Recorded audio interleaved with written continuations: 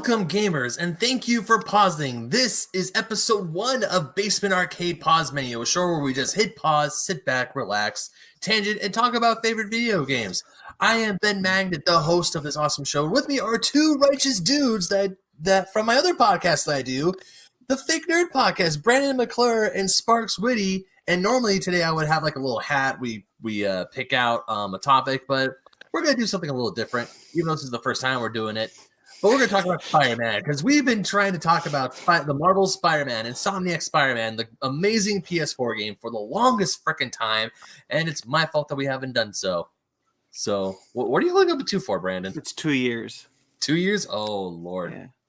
We've been trying to do this for 2 years? And to be fair, it wasn't just you. You were the initial installment, and then it just kind of was like, what's the point? Because it came out 3 years ago. 2 years ago. 2 years ago. I just said it. I don't know why I said 3. What happened was my brain, who likes to over-exaggerate things, was like, say the larger number, but I just said the other number. No, the larger number. Go bigger. Go bigger. Well, we're finally sitting down. We're finally talking about it. And it's been a while since I've played the game, but I do remember the game decently. I watched a few videos about it last night. And it just made me think, it's like, man, Spider-Man's a really freaking good game. I just replayed it. I went through it. I just went through it the second time on New Game Plus not too long ago. It's a great game. Jesus. I was watching the completionist do his video, or I was watching the completionist video of Spider-Man last night, and just rewatching him play the game, or just rewatching snippets of the game and all the different suits that you can unlock, just made me think, man, I really want that Game of the Year edition. I don't care if I just get it for the PS4. I really want the Game of the Year edition.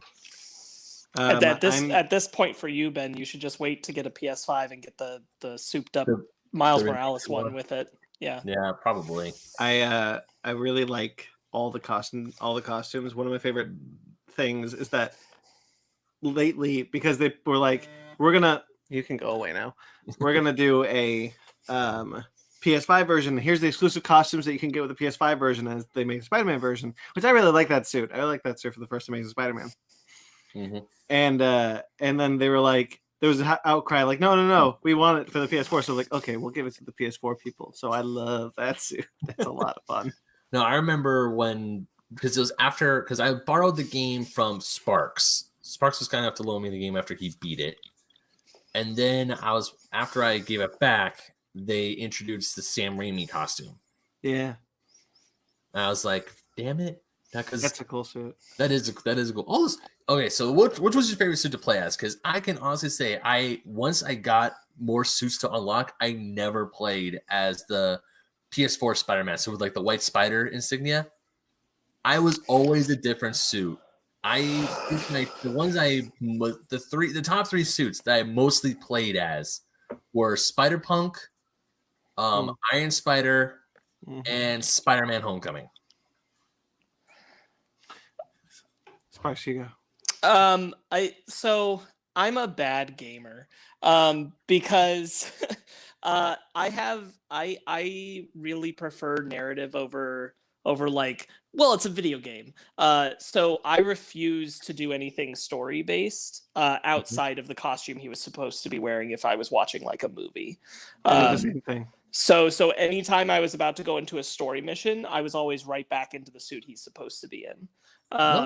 However, there were some costumes that were too cool to like ignore, and so if I was doing like side shit, and you pretty well know where the side stuff is, you're not going to enter a story event. I would mess around with the costumes then, because I can separate that mentally. But like, I never wanted to. I think it's really great that if you like that, you can enter a cutscene and the costume you're wearing is the costume you'll see. It doesn't like revert back. I think that's really great. Like if you're going to have that, that's how it should be done. I just never wanted to do that. I didn't want to.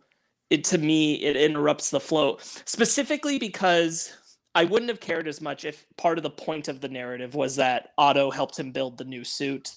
And then at the end of the game, he builds another new suit. And so the point is that he doesn't change suits a bunch. He only gets them for like specific purposes. Yeah. And so for me, for narrative brain, I'm not good at like just accepting, yeah, but I'm playing a video game, so it doesn't matter when I go into a cutscene. I'm like, no. I want to see it narratively correctly, at least the first time I experience it. Yeah. So, but when I did do the ancillary stuff, I would do like, I did the Spider-Punk one. It took me a while to get it, but when I got it, I played it a bunch. It's probably the one I've been playing now. Again, when I'm not doing story stuff in the DLC, is the I forget what the actual title of it is, but the Ghost Rider Spider. Oh, okay. Oh yeah, the blue skull one. Yeah. I love that one. I think that one's great. So I play in that suit a lot because I think it looks really funny. Also, another favorite is the like one that looks exactly like comic art, just put into the game. Mm-hmm. There's the anime one with the web background with the backpack. That's a cool one. I really like the negative Spider-Man suit. Yeah. Whenever the negative man has you in his world, your suit changes to the negative version of the colors, and you unlock that suit. I play that suit all the time. I love that suit. No, that is a really cool suit. A lot of the suits, because even though I was mostly Iron Spider, Spider-Punk, or Spider-Man Homecoming Spider-Man, I would play around. Like maybe 20 minutes has one suit, 20 minutes has another suit. Yeah, there's a Spider-Man UK one, which I think is really cool too. I definitely spent like a good chunk of the middle of the game, like when I went like hard going after backpacks and that kind of thing, as Ben Reilly, the Scarlet Spider, because I love that costume, and so getting to play that, it's rendered really well. I loved playing as Ben Reilly. Yeah, there's quite a few times I would go back to Scarlet Spider because that looks cool. The Spider-Man Noir one is also a favorite of mine. Not the Spider Monkey from Far From Home. Right. Noir. No, I got you. Yeah, I like that suit a whole lot, and I like that character a lot. So it's fun to play as him. Right. Yeah. Well, besides all the aesthetics of the Spider-Man suits, the gameplay is truly fun. And it's a lot of people when the game first came out, I do remember people were comparing the Spider-Man to Batman Arkham Asylum, to the Arkham games, which some people for some reason would say, oh, this is a detriment, but I was like, no, those games are really good. Those are really good and tight combat games. I'll push back on that only insofar as to say that I think the game plays like you remember Spider-Man 2 playing. Yeah, I would say that. The original Spider-Man 2 game, when I'm playing that, it's very dated now, but the swinging mechanics and the combat mechanics, the way you remember it is how I think the Spider-Man PS4 game plays. Yeah. I think I get why people compare it to Arkham. I think that really only goes so far as like, I think the reason people say that is the dodging. The dodge mechanic is the same as Arkham. And then honestly, past that, it's based in the same system, but like Spider-Man does a lot of different stuff with it that Arkham just doesn't do. So I don't find them comparable. And certainly like the traversal is not even the same a little, even in like Batman's most open world setting in Arkham Knight. It's not the same how you travel, how you get around, like obviously because it's Spider-Man and they designed it for Spider-Man and it feels that way. But I always find that like that's a very shallow comparison in my opinion. Yeah. Do you remember in real quick tangent? Do you remember in Arkham Origins when they were like, here's the Arkham City map we've repainted with snow, and then here's a new map that we basically just copied Arkham City. We connected the two with a bridge, but you have to run that bridge. You can't grapple. I'm like, are you kidding me? I'm not running this big ass bridge every time. Yeah, that's yes. The other thing is, like, I would argue that the Spider-Man game does gadgets better than any of the Arkham games, which is pretty impressive. Just in the sense that, like, you'd think it should be the Batman game, but the Spider-Man game makes the web fluid actions more fluid in how you include them into the game. I always like the gadget wheel. I feel like it's easy to navigate. It's easy to do it fast. It doesn't feel cumbersome. The way it slows down time when you're in it, and then you can immediately you feel like you're Spider-Man running through gadgets. It's very easy, I think, when you have that many extra pieces added on like that to feel so overwhelmed by the choice that you almost never use most of them. Yeah. Unless you really have to, and I never felt that way in this game. And I definitely have felt that way in things like Batman before. Yeah, like in the Batman games, you have you have the batarangs, which you use the most, but then you have you throw a ice grenade, or you have to really think about how you're going to approach these things, and oh wait, no, I don't want to use this gadget. But then with Spider-Man, with the gadget wheel being so fluid, if you're in a tight corner, you can be like, oh wait, electric web, oh wait, web bomb, and you can switch through those as many times as you can, as quickly as you can. Yeah, the web bomb definitely saved my ass quite a few times when I'm fighting a whole bunch of enemies and they're just ganging up on me. I'm surrounded and I need a way out. I'm about to die. I love the electric web. That was always my favorite. Especially the big brutes. I'm just no. Yeah. I really like the trip mine where they go investigate and they pass the sensor and they get pulled right to the wall. Me too. I think that the difference for me in what you're describing, Brandon, is that I wouldn't just use them. I'm not saying this is what you meant, but comparing again to other games, I wouldn't just use the gadgets because I needed to. I'd use them because I'd be this would be fun right now. I have no absolute need. I can handle this without it, but I want to do it because I have the option and it's easy and it's fun. Yeah. And I don't think that it plays that way in a lot of other games where they do things like that. The Arkham games are a good example where I usually only use something if I feel like I have to. Mm-hmm. Yeah, it's the stealth mechanics, I think, is where that really comes through. In Arkham, most of the time you can handle the room without using gadgets if you're going stealth. Whereas in Spider-Man, it really enhances the experience if you use, what we said, the trip mine or the web bomb, or you take down a thing. It helps you clear out a room faster, and I think more engaging and more fun. Yeah, and I think your mileage kind of varies on how much will it bore you over time, because you could get very bored with doing all of the scenarios of having to bust in a bunch of thugs from up high and take care of whatever the objective is, especially if you're doing a bunch of the side stuff, a lot of the combat challenges and things like that. It will get monotonous if you keep using the same approach just over and over and over again. So it really encourages you to play with the wheel, to have fun, to take advantage of opportunity. Yeah, I agree. Yeah. So moving on from gadgets, because holy crap, there's a lot of gadgets. I cannot tell you guys how many times I'm swinging through New York City on my way to the story of... Oh, there's a dog. Spider dog. But I'm swinging to go to an objective, a story objective or some side story, and then police sirens start. I can hear police sirens 2 blocks away, and I'm like, gotta go do that because that's fun. One of the things I think this game does really well is kind of help you feel like Spider-Man. And I think the Arkham games do this. I don't know why we're comparing so much to the Arkham games, but I do think they do this well too. You feel like you're Spider-Man. So when you're traveling through the webs and you hear oh, there's a crime happening there, you feel like you have an obligation to go deal with that. Especially if you're on the way, you're like, well, it's on my way. Yeah. I never fast traveled. I always swung through the city. I think that is such a fun. That's so much fun. I could never. I'm so excited to think I can get to swing further. Yay! So I fast traveled once or I did do the fast travel option just because I love seeing Spider-Man interact with other people in the New York subway.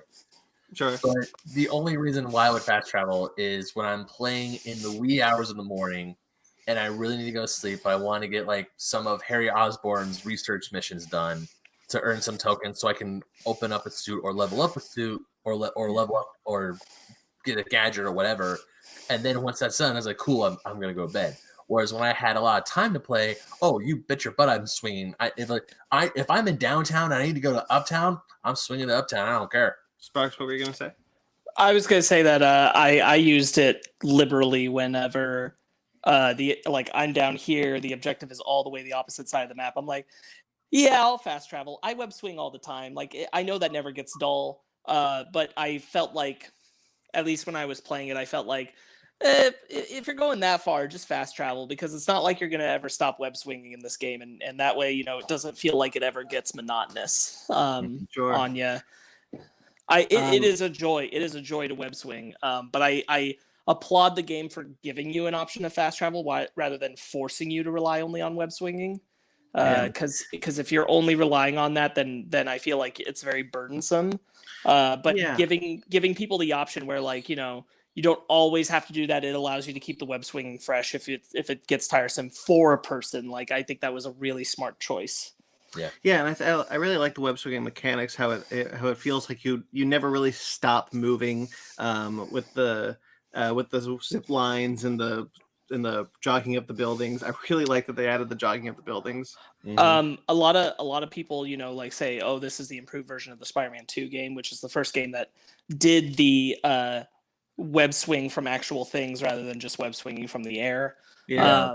But and that's a good example, but I don't think the Amazing Spider-Man game gets enough credit for improving that system. That game's not great, but the web swinging is good. And they did that's kind of like the next big leap forward, I think, that happened with traversal of the city. And then this is definitely taking a cue from that as well. And I just wanted to highlight that because I don't think that game gets a lot of credit for taking the initiative on that. Interestingly enough, I just found out it's the same voice actor as this game. That's true. That's true. I did know that, actually. I never finished that game, but I did play a decent chunk of it, and I thought that game was not bad. There's definitely worse Spider-Man games out there. Yeah. Going on Sparks' point about the web swinging, especially where early games, when you're web swinging, you're web swinging from the air. A Spider-Man game that I played a whole lot, was the original Spider-Man PlayStation 1 game. And that one was more of a 3D brawler than it was. I hate that game. A Spider-Man game. Which one is this? The first one. It's on the PlayStation 1. It's the Neversoft one. Which I think it's Neversoft. It's also on the PlayStation 2 because I played it on the PlayStation 2. It's based off the Spider-Man TV show on Fox Kids. Oh, I'm not talking about that one. I thought you meant the Spider-Man 1 video game. That's the one I was thinking of, Brandon, and that's why I had to clarify. No. I'm talking about the PlayStation 1 Spider-Man based off the animated show, where it has the same voice actors from the animated show in the video game. Because that, from what I can remember, it's been years since I last played it. It's unfortunately for my copy has been lost to time. But there are parts where there's web swinging sections, not like you can traverse the whole thing, because you had certain levels where you can there's like a web swinging part, and then where it's the web swinging is just swinging like you're shooting up into the air and it's just magically catching. Well, I think the more accurate thing to what we're comparing it to is that Spider-Man 1 video game, the one based off the Spider-Man 1 movie, where there is a traversal element to it, and it's heavy in that, which was Spider-Man 2 built off of. But in that game, it's just jump, swing, swing, swing, swing, swing, and you're just kind of like swinging it over nothing, and it's like, well, this is swinging, yay! Yeah.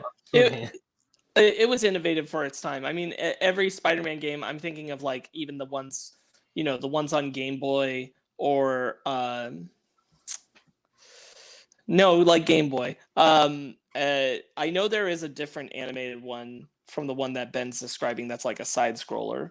The Venom one, I think, is that one. Yeah, I think that's the one I'm thinking of. And all of that is like that one. Every time you have to travel across the map, you're just like up and you're swinging on nothing in particular. You just do it. It's understandable. Like, I understand why it took so long for video games to be able to get to the point to make it like you actually are swinging off certain points of the map, and you can't swing if there isn't something to swing off of. I remember the first moment in Spider-Man 2 when I swung. I was like, okay, wait, hold on. And I was climbed to the point of the wall where I was swung, and I found the web. I was like, oh shit, it's here. That was so cool for me. Playing Spider-Man for the PS4, there were times where I was really annoyed because I'm right in the middle of smack dab of Central Park. I'm like, cool.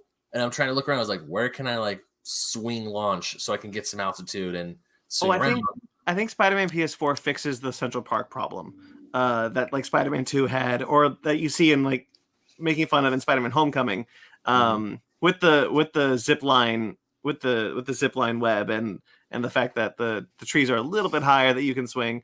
I never found, unlike in the previous games, I never found traversing Central Park to be a problem in this game. I was able to go through Central Park okay, but then once I got into like the main part of Manhattan where I'm swinging through the buildings, like, okay, this is much easier and it's easier to go through. Whereas Central Park, I like going across Central Park the short way, but going all the way from the bottom of Central Park to the top of Central Park, that's just, to me, that could be a little bit annoying. I didn't mind the Central Park stuff. I thought it was, I agree like with Brandon that I think it's done the best in this game. In every other Spider-Man game where there's been a Central Park, it's always kind of like the place you hate to go the most because there's the traversal is so god awful in it. It's the dead spot of the game. Whereas in this one, I never was like frustrated that I had to go to Central Park. Which is funny because Central Park is one of my favorite places to go in New York City whenever I visit. Yeah. Ben, you mentioned a little while back, I want to remind you, research stations. I want to talk about the side missions, because bouncing off the research stations. I think that this game does I think the side missions with like MJ and Miles might be a little overdone, but I do really appreciate that through the research stations, through the backpacks, through J. Jonah Jameson's podcast, you get like a full story. You do. Through all the characters that aren't necessarily in the game. One of my favorite bits when I was playing Spider-Man as Spider-Punk was J. Jonah Jameson going on his podcast and yelling about it. Is like, what? Spider-Man's dressed as a punk? He doesn't know punk. I lived through the punk era. He's commenting on. Yeah, I think the J. Jonah Jameson ones are actually, I think, are better in the new Spider-Man game. I think they're pretty funny in the new Spider-Man game, but I won't say much more than that. But like the research station specifically, what you learn about Harry's mom, you learn how that Harry got sick, and like you start to get the hint that maybe Harry didn't go away for a school or whatever it was. You start to get the hint that there was something more that happened to Harry. Right. Oh yeah, doing the science mini games that you do over at Octavius Industries and at the research stations, I actually enjoyed. Although there were times some of them got, I don't want to say cumbersome because they weren't cumbersome. They're easy to control. They're easy to understand. But there are some times where I was trying to figure out the solution to this one puzzle, and then I was like, I'm Spider-Man. I want to be outside swinging and beating up bad guys. But here I am in this lab doing science stuff. Well, I didn't mind the Octavia stuff either because what I do find interesting about the Octavia stuff is that if you really pay attention, it's all there from the beginning. How crazy he's already gotten by the game that started. Oh yeah. I really like all of the science puzzle activities. They never felt too long. They never felt too complicated. And I appreciate that the game took the time to not only add something that made you like enjoy being Peter Parker and feel like there was a reason to be Peter Parker, but allowed that whole side of him to be explored. The fact that he is a scientist, the fact that he is smart. It's one of my favorite things about the game is that in this game, Peter Parker doesn't work for the Daily Bugle. Peter Parker is a scientist, that he's working to support Otto in a lab. I think it's one of the best things about it because if I had a major problem with the current Spider-Man films, it would be that Peter's not shown to be enough of a genius in his own right. Like you barely get those ideas. In fact, I would argue that you only really get those ideas in the sense that the first time Tony Stark meets him, he's already designed web shooters, and then it's kind of never addressed again how smart he is until you get to Far From Home when he's making the suit, but even then he's using Stark technology to do it. It's not something they play with enough, and it's one of the core things about Peter is like, you know, that he is very intelligent, that he can do these, that he does these things. That like, yes, the abilities are only so much; they're like half of what he is, though. That was one thing I really appreciate about the game as well.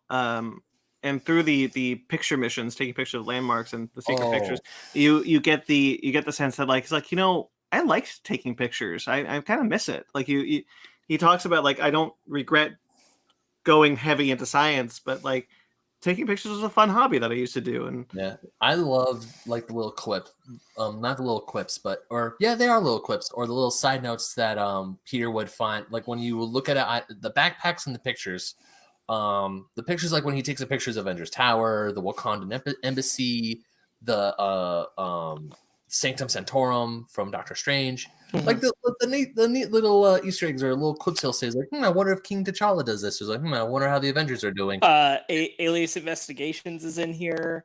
Murdoch and Nelson's attorney at Nelson law. and Murdoch, I needed to go to the internet to help find because I knew it was in the game and I went all over Hell's Kitchen and to find the damn storefront, and then I found it and I took a picture of it and it said that was my first like secret one. I was like, wait, there are secret photo ops in this game? That's the thing about the game that's also really cool is that it doesn't just feel like it's Spider-Man. Mm-hmm. When you but through those pictures you learn that Doctor Strange is there, that the Avengers are there. I mean, the Avengers Tower is so big, how can you miss it? But like Alias Investigations, Nelson and Murdoch, like you feel like the world is much bigger than just Spider-Man, and you are just playing Spider-Man because it's this game, but you still feel like you can walk around the corner and there'd be Daredevil. Yeah, sure. And it's funny because one of the backpacks that you find has a Nelson and Murdoch business card, and he even mentions like, hey, I wonder why that guy said if I needed help because he looked like he was blind to me. So this is a Spider-Man that doesn't know who Matt Murdock is and doesn't know that Matt Murdock is also Daredevil. Yeah. There's tons of Easter eggs to like to the Netflix defenders, I should clarify. And then the Easter egg of the Avengers that ended up not mattering because the Avengers game doesn't connect to this. Which is when you take a picture of Avengers Tower and you're just like, oh, I heard the Avengers are on the West Coast. I wonder how they're doing. Oh, that one. Yeah. And you're just like, oh, the Avengers game, and then the Avengers game came out and you're like, oh no. I mean, like I know we were all like stoked about the idea that the Avengers could be connected. I think just because of the versatility of being able to have them in the Spider-Man narratives as well would be nice. But at the same time, like it doesn't ruin that feeling of like they exist in the world of Spider-Man, and that's kind of enough. Like you don't necessarily need to have narratives where they get involved for the video games. Like it's fine that those games will never cross over. It's just nice to know that they're fleshing out that Marvel world and making it feel like it really exists in it, you know? Yeah. It kind of reminds me of Young Justice in a way. And especially in the early season of Young Justice, where the world was already there. There was already a fully fleshed out DC universe, and you were following these new characters exploring that world. And I thought that was a really fun way to do it. A really fun narrative. You don't need to flesh out a world. And so I think Spider-Man occupies much in the same space where there is the already built-in world of the Marvel universe, and you were just playing a Spider-Man story within it. Yeah. Do you guys think that like when Spider-Man comes to the Avengers game, it'll be the same voice actor? I hope so. I think so. I mean, but like that's funky. Yeah, I think only insofar as to say that, like, you know, it's like Drake Bell was in Avengers: Earth's Mightiest Heroes. Well, that's a little different, but I get what you're saying. Yeah, I think just because they've got him on call. Sure. But maybe they'll change their mind and connect. Has that not come out yet? I thought that was a PlayStation launch exclusive. No, Spider-Man's not in the game yet. Weird. All right. He will be coming to the game, and yes, it is PlayStation exclusive because Sony. But he's not in it yet. No, the only extra character besides the roster you already knew, Avengers, who's been added is Kate. Gotcha. So we talked about it. Let's talk about Yuri's voice acting. Oh, okay. That's oddly specific. Well, specifically, like, let's talk about them all then, because I think the voice cast is great. Oh yeah. Go ahead. No, Laura Bailey. I mean, she's a fantastic voice actress, so of course she kills it as Mary Jane. But every single voice actor I feel does their job amazing. I think for me the standout is Otto, and I forgot the actress who plays Otto's name, but him and Yuri as Mhm. Peter. I think everyone else is really great as well. But the emotion that Yuri brings to Oh, Peter Parker. Yuri, as in the voice actor. Got it. Yeah. What do you think I meant? I thought you meant Yuri the character, which is why I thought it was a weird segue. Oh, that is a weird segue. Yeah. Yes, you're correct. It's funny That's 'cause why I I went. like- That's why I went. Wow, that's really weird and specific. Let's talk about Yuri. Okay. Yes, that is weird. You're talking about the cop, right? Yeah, the Yeah. female cop character. Yes. Who is actually the actress who plays that character is married to Yuri Lowenthal in real life. Voice actor of Spider-Man, yeah. Oh my gosh. Oh no. Okay, so to be perfect, once I found out that little tidbit, whenever I would listen to the cop Yuri talk to Spider-Man, and then Spider-Man would mention Spider Cop, I'm like, and she's like, no. I was like, God, this just makes it 10 times better because it felt like an actual husband and wife kind of bickering. Here's the thing. Here's the thing. This is gonna be really weird, but I think Peter Parker and Yuri had some pretty good romantic chemistry in this game. I think that can be there. I don't think that it feels more like just people who trust each other more than I don't think it's like... intentional. I don't think it's intentional. Sure. I kind of want to talk about Yuri and by extension Martin Lee Sure. because when the game was first being promoted and we were seeing their characters in the promotional material, this isn't necessarily like a slight. I just I got nervous about them being racial cultural inclusions because out of obligation and because they're new characters that don't exist in the comics. And I got concerned about that and that feeling very forced onto the game. Sure. Wait, is Martin? I thought Negative Man was in the comics. Martin Lee is not? I don't think so. I'd have to. Granted, if it happened during Dan's slot, there's less good of a chance of me knowing about it. He is definitely a Dan Slott creation. I remember Negative Man. I remember when the game first started coming out. I'm gonna confirm this for myself. Okay. But I want to talk about, but I'll bounce off of you real quickly because Yuri goes to places in the DLC that I want to touch on. Ben, have you played it in the DLC? No, I haven't. Okay. Then I don't know. Should we, Sparkz? What do you think? Should we talk about the DLC a bit? Okay, yeah, you're right. Martin Lee does exist in the comics. Okay. That is a slot creation. I worry that more there than here probably. That's probably a little culturally messed up. I have a problem with like, this isn't a problem with the game necessarily, but I have a problem with like, because he's Chinese character, we have to make everything about his villain alter ego be related to Chinese culture and heritage and all that. Like he can't just be a bad guy that is Chinese. Like the demons all having Chinese masks. Like I mean, like it makes for a cool aesthetic and everything. But it does ring again, like this isn't a slight on the game since now I understand that this is a Dan Slott creation. It's more of a, I don't love whenever we're trying to do racial inclusion, we also have to make everything about that racial profile bad. Yeah. By association. And that definitely had me like, again, as a person who wasn't aware that Dan Slott created the character, that definitely had me like, oh, this could be like really bad. And also that for a time there, it looked like he was the only villain in the game. And like was the primary antagonist. We know now that's not true, but like at the time, and me just being like really concerned about optics on that. Sure. That being said, like Mr. Negative, like his whole look is really cool. His power set is really cool.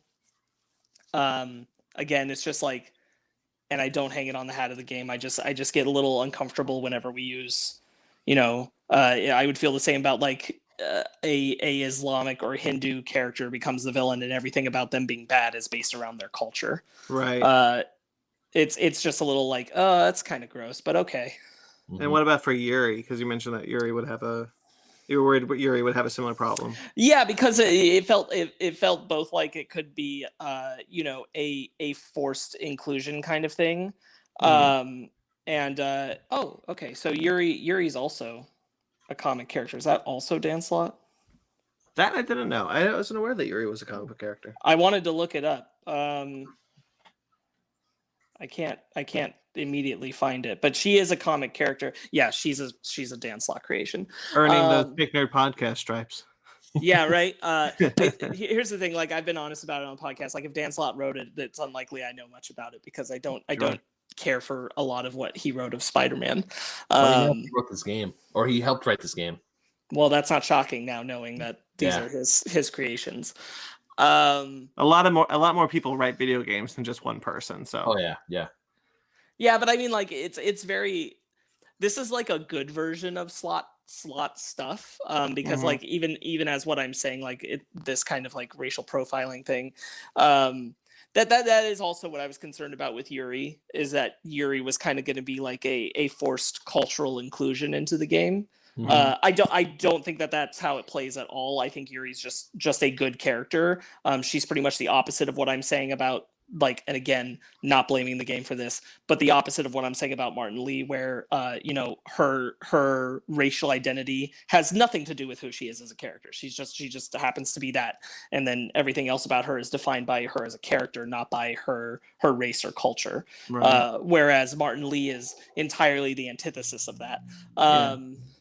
And weirdly not, because I would argue that Martin Lee himself is almost so separated that it kind of goes, why did it have to be this thing, at least in the game? Again, like, I'm not familiar with the comic character, but but he's so separated from like Chinese cultural ties as a person when you're seeing him, and then it's like, yeah, but here you go, masks and swords and haha. Yeah, I get that. I think the inclusion of him in the Sinister Six is really interesting. The idea that he has a background with Otto and Norman, they are the ones who gave him his powers, creates some really interesting backstory for Otto specifically. I think the stuff with Otto is really solid. Oh yeah. Yes, I agree. All the stuff, actually a lot of the character stuff, because one of the things I praise this game for, because in the marketing and when we first play the game, you think, oh, the main villain is Mr. Negative. Like, yes, you take down Wilson Fisk and he's a good side and he has a lot of good side quests, but the main bad guy is Negative Man. Well, the first trailer that the main trailer, I think before this game even came out at E3, was here's Scorpion and Vulture and Mr. Negative and Rhino, and then Peter Parker looks at the camera and says, "Oh, you," and then we don't know who that is. I believe that was second. The first we saw was it's like the entire sequence of him catching the helicopter from the construction site, which did feature Mr. Negative's goons, and then it ended. That was the end, and that showed us Miles, because Miles appears right at the end of that, and it's like, hey, Miles, and Miles turns the thing, and that was the end of the video, and everyone was like, oh, that's dope, this game's gonna have Miles. But like, we didn't know at the time that one came out, we didn't know Electro was in it, we didn't know Vulture was in it. So it was we were all very focused on Mr. Negative, and then the Sinister Six one came out, which everybody kind of got real mad about, because we all pretty much thought that was the end of the game. Which I still wish they hadn't released that trailer, though I am impressed that the game still has like 4 or 5 hours of content past that point. But I definitely I think everybody would have bought the game without that reveal, so I wish they hadn't done it. Yeah. But we didn't know it was Otto. The reveal that it was Otto Octavius was, I think, a good surprise that they were able to keep. I think it was too, but I think you kind of start piecing it together pretty early on because that trailer exists. Whereas I do think if that trailer had never been released, I wouldn't have immediately assumed that Otto becomes bad at the end of the game. Sure. I don't think I did anyway. Like, I think when I was playing the game, I assumed the game would end before Otto became bad and he would be the one in the next game. So the part in the game where Otto tells Peter, I have a neurodegenerative disease. and my body's going to shut down. That's when I went, oh, okay, so he's going to be the bad guy at the end of the game. And I wouldn't have put him as the because Peter has to be shocked by it through a personal connection, which means it must be Otto at that point. That's about like halfway into the game, but that is the point where I went, okay, so Otto's the guy. He becomes bad. Like it kind of became an inescapable reality at that moment for me. But prior to that, I do think it was this could go any way. I don't know. I had a feeling that Octavius was going to turn into Doc Ock, because this from when Peter first walks after you beat Wilson Fisk, when he first walks into Octavius Industries, I'm like, oh shit, we're going to get Doc Ock. Or it's like, hey, it's Doc Octavius before he gets the arms. And I do really love how scary the arms get progressively. Oh yeah, as you move through the game. Like as the game progresses, and as when you see Doc Ock's designs, like because there was a part where I'm like, oh, are we gonna get Dr. Octopus in the game? And then there's a part, okay, maybe we're not gonna get Doc Ock. But of course, once he mentions the degenerative disease and how mad he is at Osborne, and I think there's some audio clips you can listen to while you're in the lab about how he's angry at Norman. Yeah, I think what's really nice is that what's really cool is that the game progresses it in a way that it doesn't give you everything there. The paintings on the wall, the drawings of the wall on the raft seem innocent until the end of the game. The recordings aren't quite as angry until the game progresses further. The arms feel very like, oh, we're just making cool arms, and then all of a sudden the arms start like attacking people, and you're like, oh, wait a second. Yeah. I think that there was a point before that midway point I was talking about where I felt like it didn't mean Otto had to be a bad guy. I definitely thought that we were leading up to a narrative where Norman was the leader of the six we saw at the end. Mm-hmm. And again, like this is early in the game before we understand that Martin Lee is also anti-Norman. That's his whole thing. Because then, it doesn't make sense. But prior to that point, I was like, oh, it could be Norman because we're kind of setting him up as this Mayor Norman to be a bad guy. And if he were the center of the Sinister Six, I could see a narrative where because Otto dislikes him, he actually helps Peter stop him and probably dies in the process. I'm like, we could go a Spider-Man 2 route with this where he's a sec. So it wasn't a gimme that he has to be the bad guy at the end until that halfway point where I go, oh, no, this is where it's going. Gotcha. That being said, like, I want to praise like even with the trailer having come out, the fact that Martin Lee is captured as early in the game as he was a surprise to me. Yeah. That you have so much more story still to go, and that even the trailer shouldn't have come out, but like the attack at the raft, with the breakout of all the supervillains, there's still so much more game to it, because you have this whole section where the Sable group is policing the city through a quarantine with the bio weapon that's out, and you have to take down Vulture and Electro at the same time, Scorpion and Rhino at the same time, and work your way up to getting to Mr. Negative for a second round, which is really good, and ultimately Otto. Yeah, I agree. That whole third act of the game is quite a big chunk, and I think it's done really well. I think the emotional beats in that third act hit very nicely, especially with Otto's death. Yeah.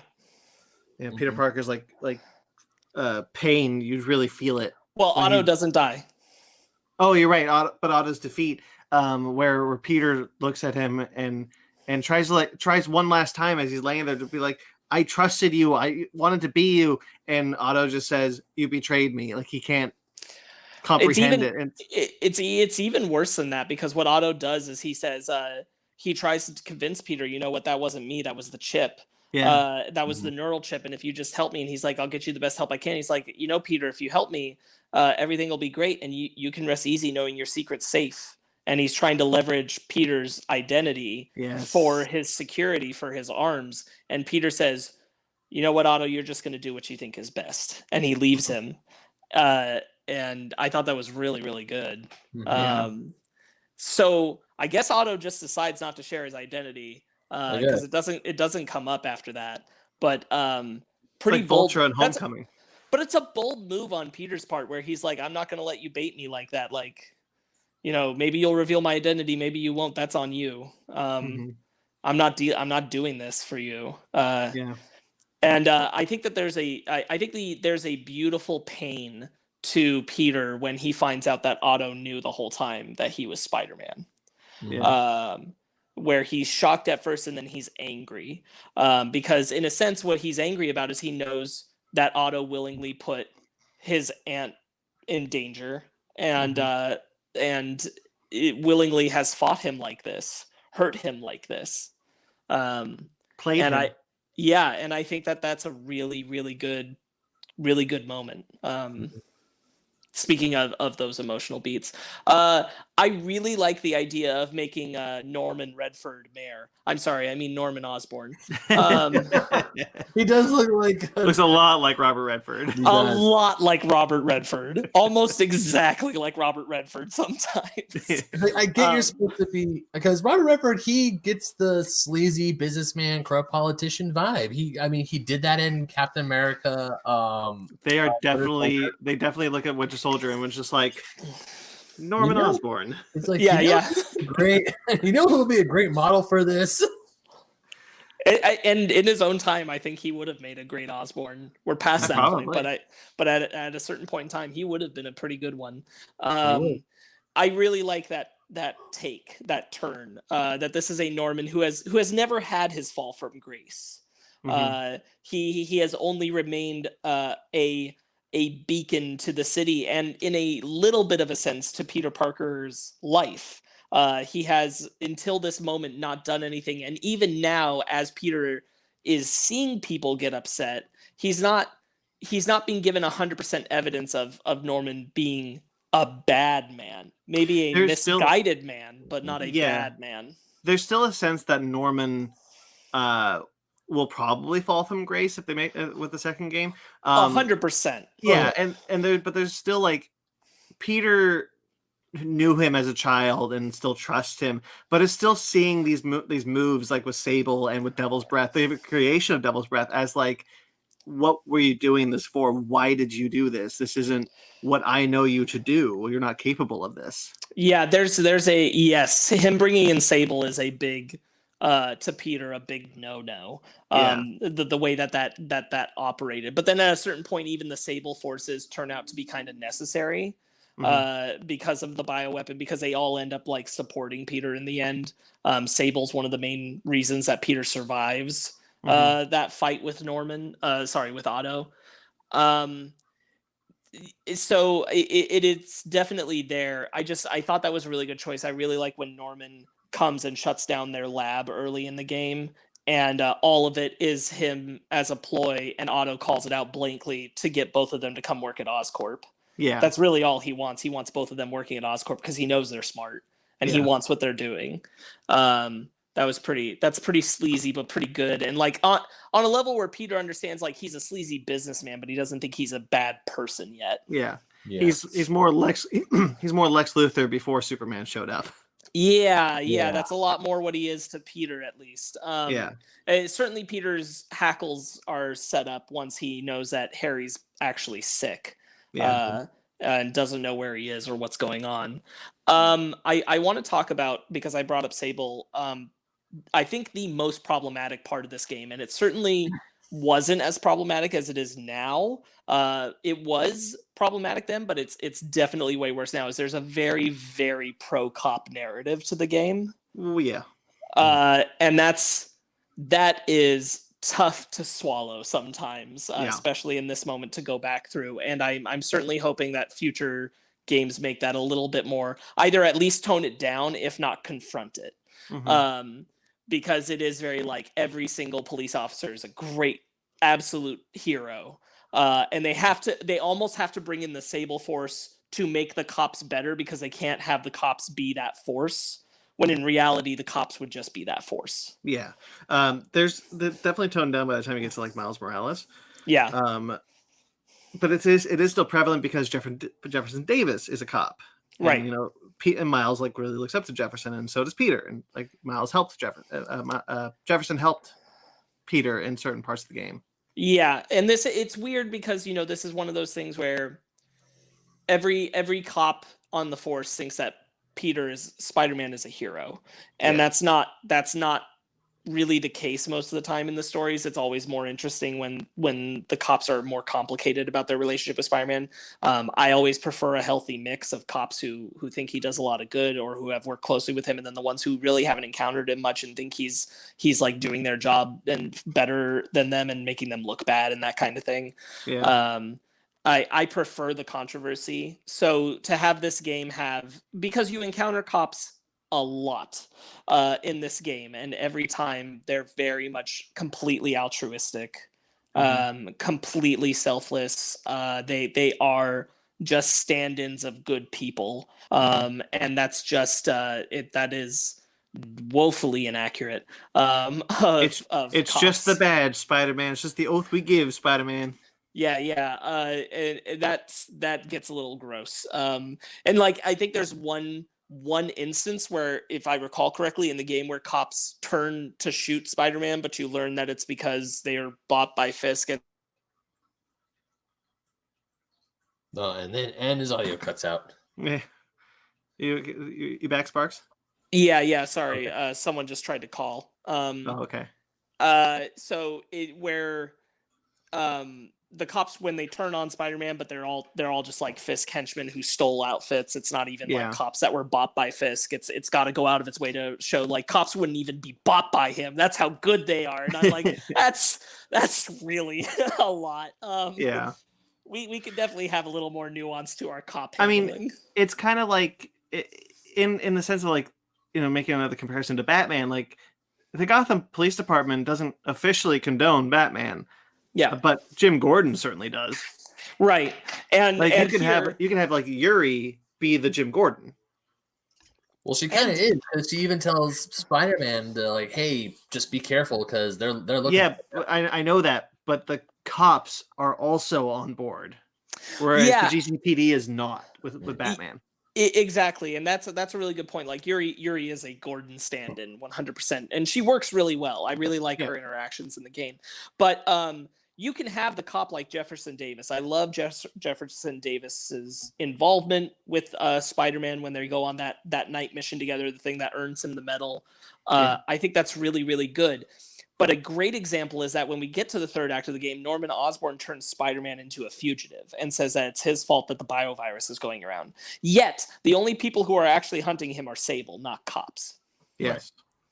And that's just another example of like, no, cops know better, so they're not gonna listen to the mayor because they understand, so they're not gonna shoot at Spider-Man or try and catch him or anything. I'm like, that's just really trying to make sure you don't beat up cops in this game.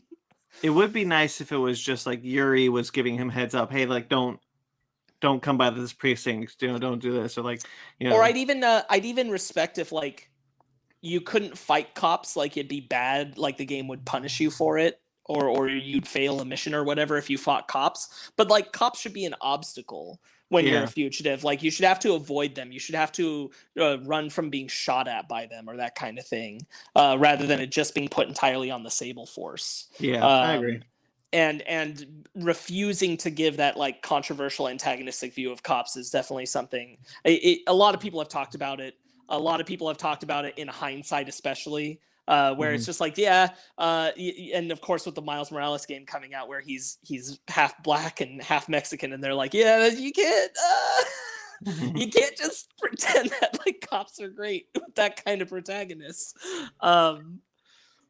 It's that's actually one of the, like, I think it's a great emotional beat that they kill Jefferson Davis. Yeah. That being said, I really wish they hadn't. I think knowing a Miles Morales game came out, like, I think it was short-sighted. I think you lose a lot of the interesting conversation about vigilantism versus criminal justice by not having Davis be a part of the plot, because that's such an easy in to have that discussion. Especially like we've seen it in the Spider-Verse film. It's Davis supplies that so well. And in a game where you already have an emotional death coming later, which is the death of Aunt May, I just didn't feel like we needed Davis too. Yeah, That being said, I understand why it's good motivation to put Miles into Peter's life. I think you're onto something. I do wonder if we get too much of a Miles specifically origin for him becoming a Spider-Man. I don't mind Miles' inclusion in the game, but I do question whether or not we needed the full Miles Morales origin in this game as well. I think if you knew what you wanted the next game to be, which I think on some level they did, was the Miles Morales game that's out now. Mm-hmm. I think you did have to set it up. I think it deserved to be set up. I don't really have a problem with the setup. I just think you still could have done it without Jefferson Davis having to die. Like, he could have been hospitalized from the ceremony, and you could have still had much of the same effect. Sure. Like, you know, oh, we don't know how well he's going to pull through, that kind of thing, kind of conversation, and Peter just trying to be helpful because he knew Davis, and so he's like, Miles, take your mind off it, come to feast, and that would have worked just the same. But we didn't have to kill that character off from any kind of future involvement with the story of his son. Yeah, and I feel like and I also feel like it's not given the emotional weight I wish it was, because Miles isn't the main character. So it's there, like, they attend the funeral and Peter supports him, and there's that scene at feast where the guy like says something disparaging about his father, and then Peter's like, hey, yo man, you know, like, that's his dad and he's here helping us, and it's like, oh yeah, I feel bad about that. And then Davis isn't really brought up again. And I just don't feel like that's it's not well addressed in like the burden it's putting on Miles. We are Ben, I'm assuming you got to bail at about 3:15.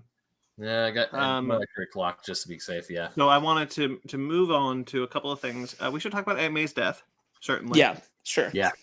And I do want to touch on the DLC. And I know, Ben, you haven't played the DLC, but Sparkz and you and I have. Yeah, most of it. So I wanted to talk about those two specifically. So let's get the DLC out of the way real quickly. The only really thing I want to talk about the DLC is, how do you think about Yuri's role in the DLC? Elaborate the question. Have you played Turf War, the last one? No. Okay. Okay, then I'm just gonna spitball here. In the last one, Yuri has already been kind of like forced out because of Tombstone, Hammerhead. Hammerhead. She has to leave because she almost killed Hammerhead. Tombstone is really good in the main game, though. Yes, he is. Just wanted to spotlight that. Hammerhead has already become the cybernetic thing, and Yuri almost kills him, and she is forced off the force because she has a connection to the crime family that Hammerhead is a part of, because her father was killed by them, and everyone thinks her father was dirty because of that. In the last DLC, she becomes a side mission where you have to find these different murders that have happened around the city, and then it becomes like she has now become a vigilante. I see. And I don't know if I'm into that, because she kills more of the Maggia crime family, and because of these murders that this person has had, and she's like, I'm just going to do what you do. I'm going to be a vigilante now, and I just feel like there was a regression of that character. So, just in having looked online while we were doing this, it seems that that's exactly what she becomes in Slott's comics. So, like, she's a masked, sword-wielding character. That's disappointing.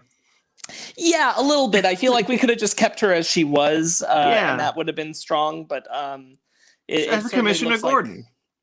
Yeah, it certainly looks like they're heading down that path. I just feel like it comes out of nowhere in the DLC, because you've had this whole game where she's been really supportive and really, like, you know, the good cop, the Commissioner Gordon, and then all of a sudden in the DLC, it's like, no, I'm going to take matters into my own hands. I'm like, this come out of just nowhere. Yeah, that's Slott for you. Great. That does sound like Dan Slott's MO, and I hardly even read most of his. I haven't read any of his stuff.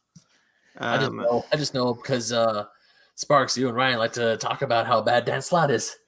Ryan has a much more leveled opinion about Dan Slott than I do, and to be fair, Ryan has also read more than I have. And I won't even go so far as to say that I think Slott is a bad writer, but I will say that I think he fundamentally misunderstands Spider-Man.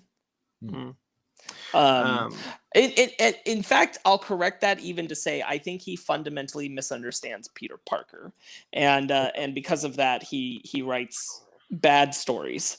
Yeah. So then let's talk about Aunt May's death. Aunt May's death. Yeah, as much as it was a bummer for me, because when Jefferson Davis dies in the game, I was bummed because I really liked him. And then at the end of the game, when it's revealed that Aunt May dies and she knew that Peter Parker and Spider-Man were all the same the whole time, it just I think that's a really cute moment. It is, but it also gave me more of an emotional gut punch because that's Aunt May. I know there are arcs in the comics where she has died, but just seeing Aunt May like in the first game where she dies, because there is an end credit scene at the end where spoilers we reveal we know who it is. But just seeing Aunt May, because I was hoping to see Aunt May again in Spider-Man 2, but we're not going to get that because this is where she dies, and it just sucked because she was the rock, a rock for Peter. You're talking about the Harry Osborne reveal. Yeah, the Harry Osborne okay, reveal. you kind of like blew past that. Yeah, it was because that's a huge. The Harry Osborne reveal is a huge ass spoiler. I mean, we all agreed he's Venom in the next game, right? Yeah. He could be Venom. Yeah, that's a symbiote around him for sure. 100%. Oh, okay. It's been a while. It's been a while. Yeah, it clings onto the glass. Yeah, I just watched it. That's definitely a symbiote around him. I think the reason Aunt May's death works so well in this game is because you're given, and this is to the credit of the game. It was something I was thinking about as I was reviewing it. Is Aunt May's relationship with Peter is well built into the story of the game. Yeah. Mm-hmm. And hold on. Bless you. Thank you. And because you're able to connect with that relationship so much, it really makes that death land. Yeah. Which is much the reason why I don't like that Davis dies in this one, because Jefferson Davis basically has the glorified, and I hate to say it, but like black character horror movie cameo where he has like his one really good scene, and that leads to the scene where he dies. Like it's kind of a shitty way to handle that character. You're not allowed to connect with him, not really. He's just kind of a goalpost of getting to Miles and also causing that connection between them, and I hate his use in that way. Whereas with Aunt May, her passing, not only is it so good because you've come to know her as a character, her connection to Peter, you've come to care about it, you've come to respect it, but also it informs such an important thing about Peter's character, because Peter has to decide to not use the anti-serum. He could save her life right there and then, but other people would die. Yeah. And that choice informs that character so much, makes that moment so much more powerful than just Aunt May passed. It's Peter had to let Aunt May go because of it, and I think that makes that so good. I think the parallels of, like, you know, you lose Aunt May and you're kind of gaining Mary Jane. Like their relationship begins to blossom a bit more by the end of the game. It's kind of like it's almost like One More Day but better. Like you lost you lose something to gain something. And I think Aunt May's sacrifice it is really well played in the game. Like you see him, like he's getting ready, he's like, I can just put it in the thing and she'll live, but then we don't have any more anti-serum. Yeah. I think that's just really, really well handled. Reviewing it made me really hope we get better Aunt May in the Spider-Man movies happening right now. I don't think we get. I think Marissa Tomei is a fantastic actor, and I don't think we've actually gotten enough of, like, specifically after Homecoming, like her relationship with Peter. I know we've only had one movie, but like Peter died. Technically in Endgame, and maybe she did too, and I think that's what they said, is that she died too. Yeah, she blipped out of her apartment. She blipped in. Yeah. But there should still be, like, we're not touching on any of the like May being concerned about Peter or relating to Peter in the sense of, like, being proud of what he does, but also scared for him and that kind of thing. Like their relationship isn't as well developed as it is here in this game, and I'd like more of that. There's a sense that the films are skipping over. I felt this way about Homecoming and Far From Home especially. There's a sense that the movies are skipping over things that should be essential. Yeah, for sure. And this is definitely like the game exemplifies this kind of thing specifically with May. Yeah. Now that, to be fair, a game has many more hours to play with than a movie. For sure. But I mean, like, there is room to still include, like, I think the other thing the game does really well is gives May a purpose more than just like the doddering old woman at home. Yeah. She's doing something in the city, something that makes it relevant for us to connect with her. And I think that helps a lot. And I think that was good choice. Like, what they do with character choices is really strong. Mary Jane essentially taking on Peter's job at the Bugle is a really good choice. It makes for a good reason for Mary Jane and Peter to be so involved with each other that goes past their romantic entanglements. Yeah, I really enjoy the relationship with Mary Jane and her, and the Stan Lee cameo. One of my favorite Stan Lee cameos is there. It's when he sees that "I always love you two" together. Yeah, that's really good. That I was not expecting a Stan Lee cameo, but I got it. And I was like, yeah.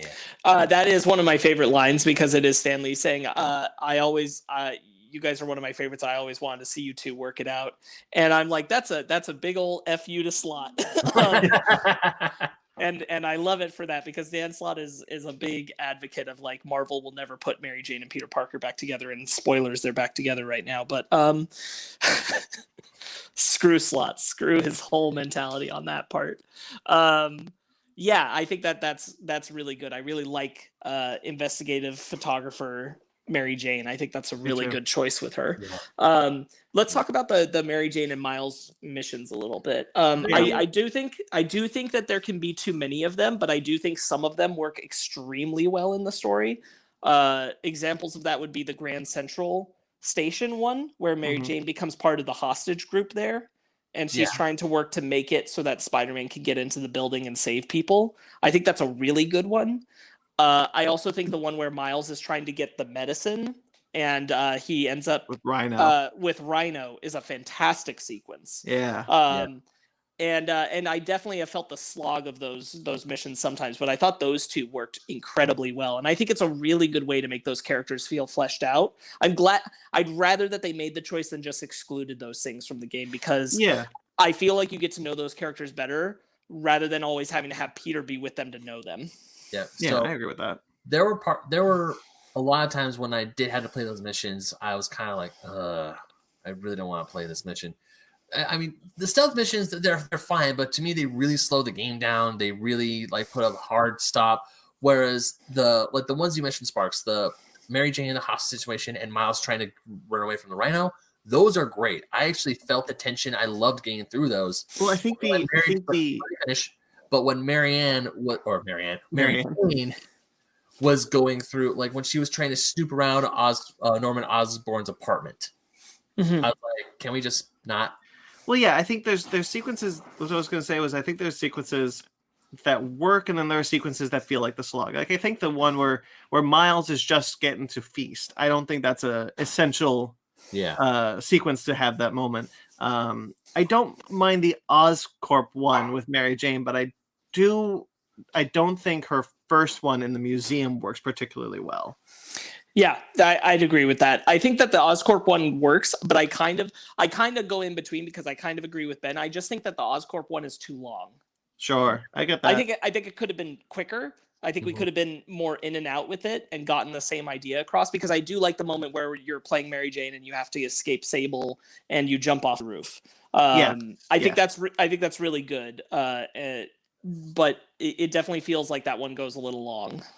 Yeah, to me, that could just been a cutscene.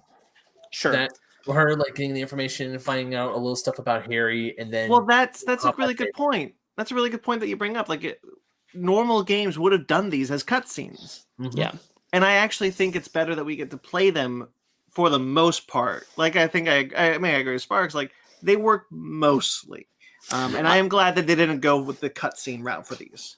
Right, for sure. Like I'd rather play Mary Jane trying to help Spider-Man get into Grand Central than watch it. I'd rather play Miles trying to evade Rhino than watch it. And so I feel like once you've kind of set the bar at you're going to play these characters sometimes, then it's going to be weird if you end up watching a cutscene of them for an extended amount of time. I'm saying those sequences, I would love to play them. Whereas the sequence, like when Mary Jane is in the museum, I would have been fine with the cutscene. Where she's in Oscorp snooping around, I would have been fine with the cutscene. No. I get your point, and kind of what I was saying is like I think if you've set a bar of like you're going to play these characters sometimes, watching an extended cutscene with them will feel a little like off. Like you're not keeping the pacing of the game at that point. I just agree with you that like that could have been shorter. The Oscorp one definitely could have been shorter. I don't think necessarily it should have just been a cutscene. Because then I kind of go, well, why is this a cutscene? Why are we watching this really long cutscene when usually I play the character? Yeah, that's what I was getting at. Like I don't want them replaced with cutscenes. I would have rather them been tighter or more relevant. Okay, sure, yeah. I overall agree with that. I think the inclusion of a lot of the comic characters is really well done. Silver Sable's a really good one. Tombstone we talked about. Herman the Shocker, his whole thing at the bank is a great sequence. Yeah, I really like Black Cat, honestly. Oh, I mean, I haven't gotten to her DLC yet, but when I was looking around trying to find the Black Cat stuff and listening to the recordings, I'm like, oh, Felicia, you flirt. I do really hate, what's her name? Screwball. I'm not a fan of Screwball. Here's the thing. I find Screwball annoying. I find the concept good. Sure. Like her voice is annoying. Screwball is the one who attracts Spider-Man to locations to record him beating up thugs for the internet. Oh, where you have to find the QR. Oh, yeah. Okay. Yeah. I remember those missions. Yeah, that was in the DLC. It's not QR codes. In the DLC, you have to do combat challenges. Oh, speaking of combat challenges, really quick, because I have to get going to get ready to go to work. Taskmaster. Yes. The Taskmaster side missions are really fun. The boss fight is hard as hell. I wasn't able to beat him, but luckily, thankfully, he bailed before I was about to die. He's like the Sephiroth of the Spider-Man game. He kind of is, yeah. I always like that he'll like you'll be swinging to the thing, and then he'll be like, "Nope, time to fight me now." Yeah. Or I just love all my final point is I love how much love and care. Like, because this game was made by fans of Spider-Man. Like, the difficulty level is friendly, amazing, spectacular. All titles that that book has had. And ultimate. And ultimate, yeah. And then when you're doing the Taskmaster things, you're ranked as like ultimate is like, yeah, you are the ultimate Spider-Man. I think the Platinum Trophy is Ultimate Spider-Man. And just all the Easter eggs in the game, because it felt like I was playing an MCU game, even though I wasn't playing an MCU game. Seeing Murdoch, Alias Investigation, seeing Lockjaw, where the bull statue is in Wall Street, is hilarious. I think you're absolutely right. What's really nice about this game, my final point I want to say is that I think it's a really great idea that they chose to set this game 8 years after he's already become Spider-Man, and you have lived in this world, and it feels lived in. Right. I think that was a stroke of genius, and it enhances the game in a great way. Yeah. I think the game's just like it's a very good encapsulation of what makes Spider-Man so enjoyable. It's kind of got a little bit of all of the aspects of it. The villains are well handled. Electro, Vulture, Rhino, all lovingly recreated in versions of this game. It's got a little bit of the new, introducing Mr. Negative in a way that he hasn't been outside of comics, is really cool. And it looks really good. It looks really good in video game form. His whole inverse of his colors and abilities and everything. Yeah. Doing a heartfelt story with May, doing a heartfelt story with Otto, still keeping stuff between Peter and Mary Jane, making Aunt May so focal, introducing Miles. There's just so much. It sounds like so much, and yet the game paces through it incredibly well. It's a long game, but in a good way, not like a slog. There's always just like, as you're going through it, you're like, oh, there's still a little bit more story. There's still a little bit more story, and that's really, really nice. I feel that the reason why this game is so long, because you can probably blaze through the story in about like maybe 30 hours, give or take. Sure. Yeah. Probably.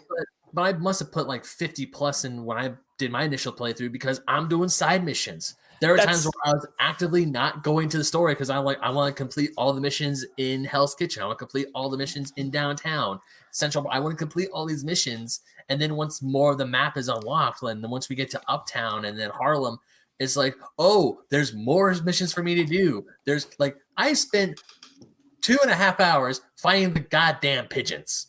Yeah, no, those are some quick birds. It's a great point that the game just feels so good to play. You enjoy going and doing those things, and like you guys alluded to earlier, when you're Spider-Man and there's a crime, you feel obligated to go answer the crime. It's not burdensome. You're just like, oh, I was doing a thing. Hold on, I gotta save these people though because I'm a hero. Hold on. Like there were a few times where I knew I really just needed to finish it because it was right at the end of the game. It was in the third act. I was close to the final mission of the game. I'm swinging to the area. Like 3 sirens just popped up on my scanner. I'm like, I felt bad. I actually felt bad going to finish the main storyline mission, then going to help the cops with this crime. You want to know something messed up about that?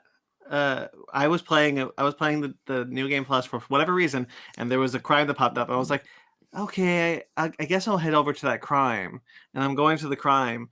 And then the dialogue's like, oh, I better hurry. It's a bomb. I'm like, it's a bomb? And then all of a sudden, like the cutscene of the bomb exploding and saying mission failed. It's like, I didn't even get there in time. What happened? Sometimes Spider-Man fails. I couldn't understand. Like, I didn't even trigger the mission. How did it explode? It just exploded. Yeah, all in all, the game is fantastic. I would love to play it again. I probably will wait to get the PS5 remaster, so it comes with the Miles Morales stuff, and just swinging through New York, just that mechanic of actually feeling like you're swinging through New York, and it's not just a simple button you just watch. You actually have to push different buttons in tandem to swing through. There's a whole lot more stuff we can go about this game, but unfortunately, I have to get going because I have work. I've said everything I wanted to say about this game. Yeah, I feel like we gave a nice broad strokes. Like, it's most people have played it. Most people are aware of it. We just kind of wanted to revisit like the things we enjoyed about it. Give it a little bit of criticism for some of its things. If I could change one thing about it, it would definitely be I wouldn't have Jefferson Davis dead by the end of the game. I would still have him around for future stuff. Do we rate these things? I forget how we do video games. We don't have to, but we did for God of War. But then I give it a 9. This is a 9.5.